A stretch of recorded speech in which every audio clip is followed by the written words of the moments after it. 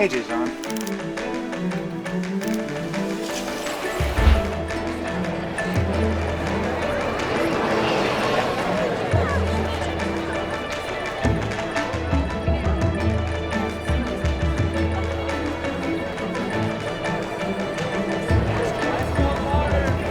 Ladies and gentlemen, this is your 5 minutes to places call. 5 minutes to places for the top of Act 1. 5 to places.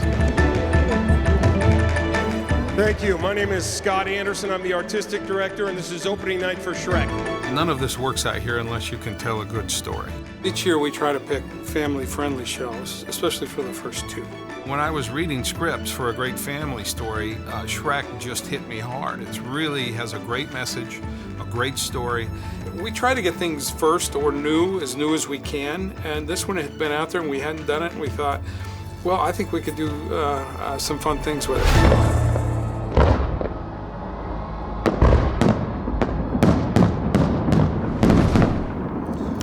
But, you know, in order to tell you our story, we probably got to give you the backstory. And that all really begins with Padre Canyon before any of this was here, and a man named Orville Hafen and his dream.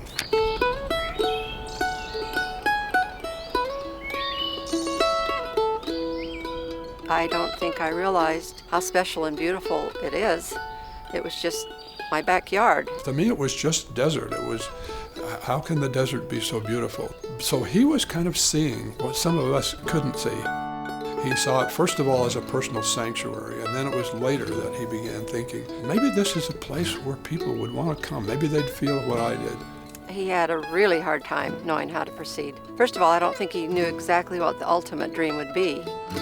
Maybe some kind of resort where he'd have camels and palm trees. But there was no water in St. George.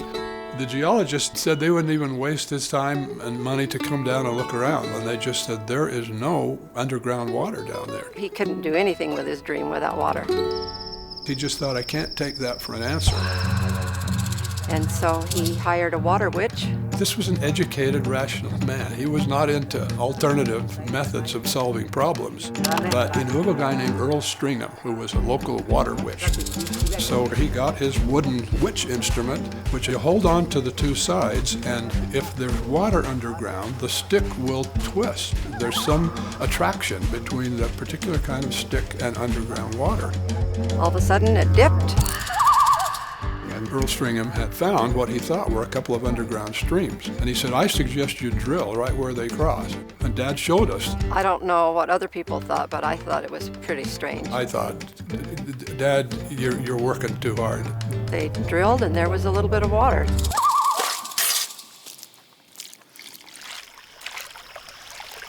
The night they found the water was really quite an important night for him. He just knelt there in the canyon and expressed thanks.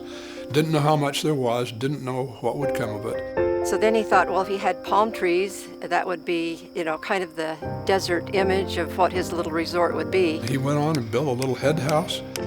He built a little cabin. In 1964, in October, he was working on the pump for that well. And he came back to water the palm trees one more time and didn't come home.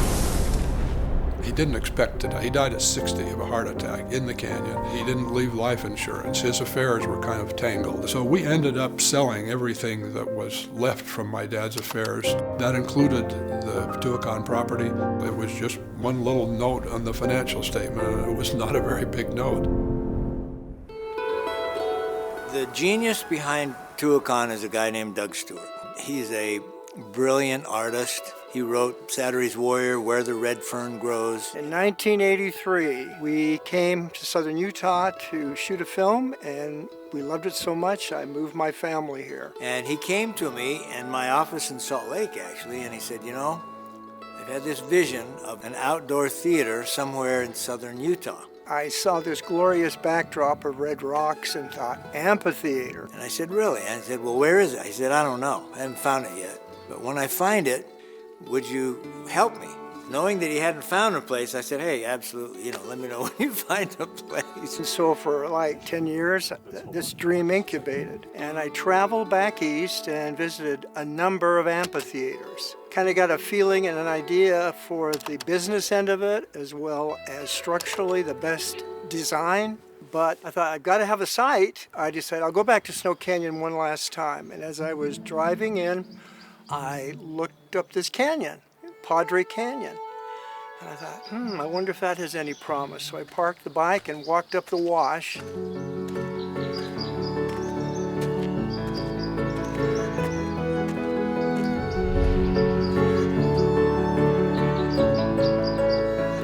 To this hill where currently the seating is, and there was a natural bowl in the hill. It was facing in the right position in terms of lighting. We had this 1,000-foot cliff, and the sun was just starting to go down, which was perfect shading in the late afternoon. And I thought, this can't be. It's just too perfect. It was made for it. And I just sat there for a good hour in the middle of the current seating section, gazing up this canyon. That's when I had this incredible experience. I was hearing music and singing and applause and spectacle and just everything that goes with it, a huge production in this canyon. And I heard it echoing up and down the canyon. It was really profound. And I thought, this is just too good to be true, and I could hardly wait to get to the recorder's office to see who this belonged to. I was at BYU in the early 90s. That's when Doug Stewart contacted me, and I heard the word Tuacahn for the first time. They explained the dream. My dream was I wanted to share our values and our history with the world. And then they described the Tuacahn property, and I said, that's my dad's canyon. And they said, we know, that's why we're here. We want to talk to you about that. I said, I really like what you guys are doing. It looks promising and interesting. I'd love to help. I have a son who is really interested in that canyon. I want to just take a minute to tell you about the original Hafen dream that my grandpa Orville Hafen had. Doug Stewart came and met with me and he said, well, what Tuacahn really needs right now is a lawyer. We don't have any money to pay anybody. We asked your dad, and he said, I really can't be your lawyer, so I can't offer that to you, but I can offer you something even better, and that's my firstborn son. He assisted with the legal work to get the company started that became the Tuacahn nonprofit company, and he has remained ever since. Padre Canyon has been sacred ground to my family for my entire life. I'm 51 right now, so it's a half a century at least for me. This was an opportunity for me to step in right at the very beginning and give everything I had to help this dream become a reality. In the middle of all of this, I had been in contact with Hiram Smith. And I says, Hiram, you got to come out and see this property. Where is it? Well, it's in Ivins. I wasn't sure where Ivins was back then. So we got in his four-wheel and drove out the next day. Then we wandered up through the sagebrush up to Padre Canyon. I hiked down to the bottom, spoke to them in my normal voice, and they could hear me. I was blown away by this canyon. This is the place. Now I had someone to share it with. And I said, well, great. Well, what is it going to cost? He said, Doug, we want to pay what it takes to get this thing built. Doug Stewart became a very expensive friend. It was one of the happiest days of my life. We had just gone public with my company, and we had more money than we'd never dreamed of. And said, all right, we'll put $10 million, we'll build this. And we hadn't named it yet. We tell people that Tuacahn means Canyon of the Gods, and it's an ancient Aztec word. The fact is, we made up the word. It doesn't mean anything, but there's a city in Mexico called Teotihuacan, which means City of the Gods. We thought, oh, that's such a natural thing, Tuacahn Center for the Arts. And it was just nonstop, 24/7 for the next 2 years.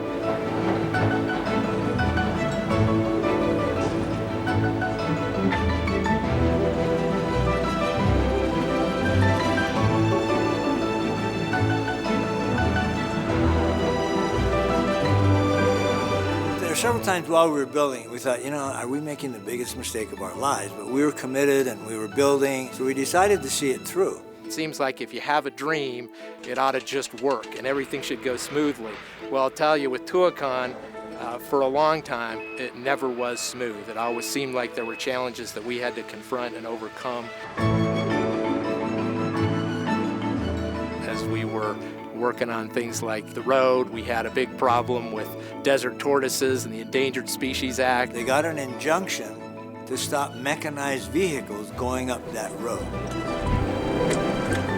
So we hooked up horses and wagons, and we moved stuff by horse and wagon while we were getting this settled. So we didn't slow down the construction. And when it was about halfway up, the $10 million was gone. Even after his initial contribution was complete, Tuacahn wasn't done yet. The facilities weren't done yet. And we didn't know where else we could go to get the money, and Hiram continued to fund it. And he loaned money to Tuacahn almost until he didn't have any money left to loan to anybody. We ended up loaning them an additional $13 million. Hiram Smith is the reason this place exists physically. So I have $23 million in Tuacahn. There is no bigger gift to the arts than Hiram Smith's $23 million gift to Tuacahn. The idea was one day they would pay us back, and there's no way that would ever happen. So ultimately we turned that into a gift, and so it's they don't owe us any money. We began construction in 1993. It took 18 months to build, and then we had our dedication in April of 1995. Gordon B. Hinckley from the Mormon Church came and dedicated Tuacahn. So we've got the Mormon Tabernacle Choir on the stage. We have this unbelievable experience dedicating Tuacahn, and he then offered a dedicatory prayer. He blessed the project that the name Tuacahn would draw people from every corner of the world.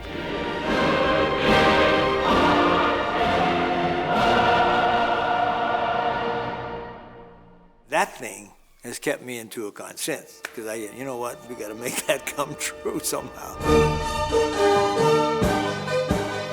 We started with the show Utah, and Utah was written by Doug Stewart. We got a creative team together and built that wonderful musical. It has its problems, but overall it served its purpose and was very well received by the public. And our idea then was, we're going to put on the show Utah every year, because in Texas there's a show called Texas. And they got 4,000 seats, been on for 36 years, and they sell it out every night during the summer.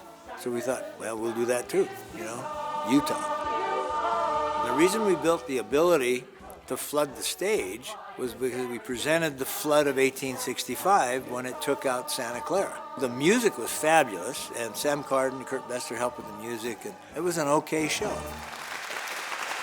The problem was that after people saw that show, they didn't want to see it again, and Tuacahn was in trouble. This facility is an expensive place to run, so we had to have the place packed night after night to make it work. And we weren't getting full houses. 2,000-seat venue averaged about 400 to 450 people a night. In order for us to be viable, for Tuacahn to continue, we had to come up with a different model. I am a creator. I'm not an operations person. He was a brilliant artist, but really wasn't interested in or watched out for the business side of the venture. It was eating me alive, to be honest, because it was the opposite of what I love to do. We had to bring in management talent that Doug Stewart didn't have. I wasn't a happy camper. I just wasn't. So it was right for me to step aside. If it weren't for Doug Stewart, Tuacahn would not exist. I totally acknowledge that. He was the genius, the brilliance behind the whole thing. No Doug Stewart, no Tuacahn. That's a fact. My name's Kevin Smith. I'm the Chief Executive Officer here at Tuacahn. Good morning. Good morning. How are you? Fine. Originally, I was asked by members of the board to help with marketing. And at that particular time in Tuacahn's history, Tuacahn was in difficult financial straits. Tuacahn is a nonprofit organization, and I can tell you, for those first few years, we were really good at the nonprofit part. There were some steps that needed to be taken to be financially sound. And everyone talked of mothballing it because you don't want to throw good money after bad. Hiram had contributed so much to the place, and I think he really needed something else to happen to change the course of Tuacahn. And so I suggested that rather than doing Utah, maybe if Tuacahn did Broadway productions, maybe we could turn the place around. And so we came up with the idea for Broadway in the desert. When we have needed someone to fill a position with that gift or that talent, they appear. It was touch and go for a while. We just kind of closed our eyes and moved forward. The first show we did was Seven Brides for Seven Brothers and Joseph and the amazing Technicolor Dreamcoat. And it was a roaring success. People were blown away, the music was great. That year, we about doubled what we'd done the year before. Kevin was the man of the hour for the development of Tuacahn. We had to have somebody at the helm, and it needed to be someone who allowed great things to happen and believed that they could. There have been some very generous contributions that allowed us to be able to stay afloat. It was a roller coaster ride. I remember when there were just 4 of us in those days, just 4 people in this big place, Tuacahn. And we began to build from there.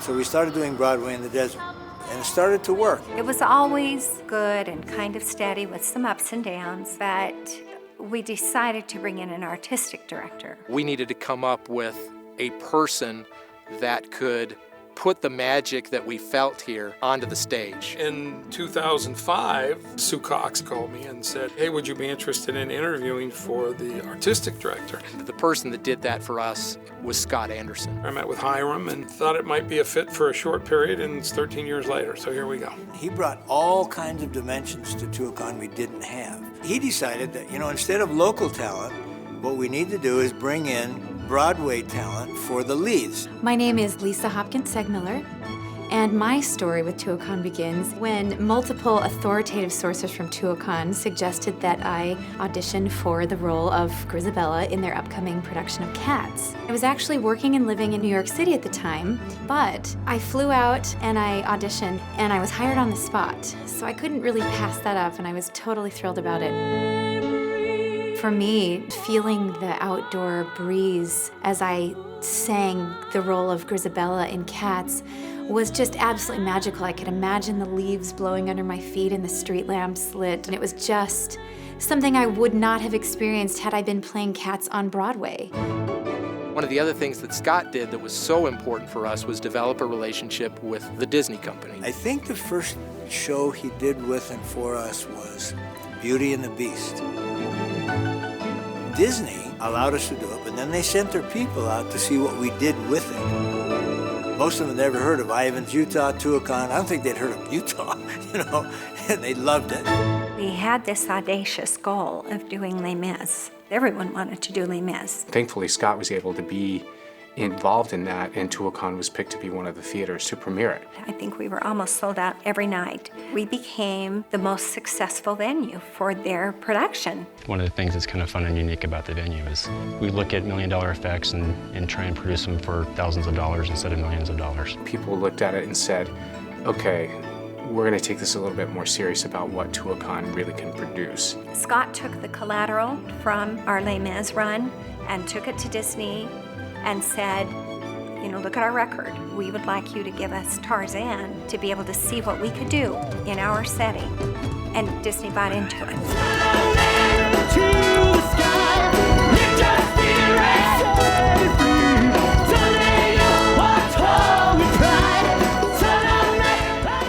And we were able to do it in just a huge broad way of fly lines over the canyon and over the stage, and ways that you might not have seen that show done somewhere else. And I gotta say, production value here is incredible. I get to make the best entrance in musical theater history, coming out of the back of the canyon, kind of coming out of nowhere. Couldn't do that anywhere else. Once Disney actually saw the final product, they said, okay, this is what the show is supposed to be. It was a big risk. I mean, we were all very budget conscious, as you can imagine, having come from financial difficulties. But Scott had a vision of really putting more money into the shows, making them amazing, and it paid off. Within a couple of days, a phone call came from Disney Theatrical saying, would you guys like to be the first regional for The Little Mermaid? Disney, every year now, has given us one of their shows. People really don't understand what an amazing relationship that's been with Disney and how great they've been to us. Because not only have we done some of their already well-known musicals, but we were able to develop new scripts that people haven't seen before, and that is really an important part of where we'll go in our future. As you know, show business is a business, and our role as the administration is to make sure we're selling enough tickets to fill those seats every night. One of the things that people don't realize, what Tuacahn has done for Washington County, is the economic impact that it has on the community.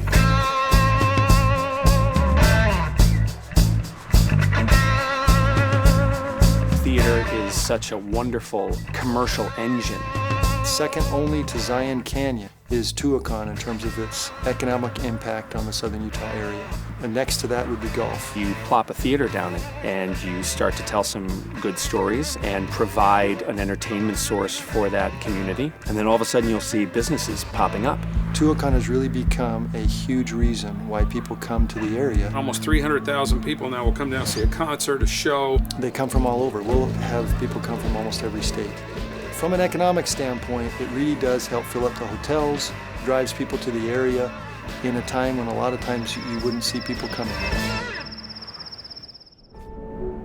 There is something very special about this canyon. Orville Hafen filled it. I experienced in a profound way. We only had to move 12 inches of dirt to put the seats in. That amphitheater's been there for 1,000,000 years. I was sitting and crying like a baby on the side of that hill. As I was feeling these things and looking, I think, I don't know what's going on, but there's something really big and important about this place and what's going to happen here. He saw that canyon filled with Tuacahn. I didn't see that. The type of theater that Tuacahn is providing is so important because it's making sure that there's something for everyone out here. If they leave their seats going, I never thought about this way, or I never thought how that person would feel about this, I think that's an amazing thing. My love for it has never diminished after all of these years. When the lights dim and that canyon lights up, it just thrills me. I think, hey, maybe I've done some good in the world and I can die now, you know? There's nothing like live theater. There's absolutely nothing like it. It is unique to the human condition of the once-in-a-lifetime experience, no matter how many times that show has been performed here at Tuacahn. When you see it, it is that one and only time that it will ever be performed like that. And it's magical. One of the hardest challenges when you have a dream is what do you do when it seems like the dream has been fulfilled? And the answer to that is that you dream bigger.